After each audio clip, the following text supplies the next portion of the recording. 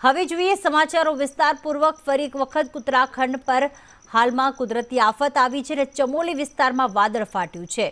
ઉત્તરાખંડના ચમોલીના નંદનગરમાં મોડી રાત્રે વાદળ ફાટ્યું હતું। વાદળ ફાટતા નંદનગરમાં ભારે તારાજીના દ્રશ્યો સર્જાયા છે। પાણી વહી રહ્યું છે। વહેતા પાણીની વચ્ચે 5 લોકો લાપતા થયા છે અને 2 લોકોને બચાવી લેવામાં આવ્યા છે। જે વિસ્તારમાં વાદળ ફાટ્યું એટલે કે નંદનગરમાં ત્યાં નદી જેવા દ્રશ્યો જોવા મળી રહ્યા છે। એક તરફ એક ઘર આવેલું છે જે અડધું પાણીમાં ગરકાવ થઈ ગયું છે। આ તેજ પ્રવાહમાં પાણીના તેજ પ્રવાહમાં 5 લોકો લાપતા, 2 લોકોને બચાવી લેવામાં આવ્યા છે। પાણીના ભારે પ્રવાહમાં 6 મકાનોને નુકસાન પણ થયું છે। પાણીના પ્રવાહની સાથે કાટમાળ પણ તણાઈને આવ્યો હતો। અનેક વાહનો કાટમાળમાં દટાયાની આશંકા સેવવામાં આવી રહી છે।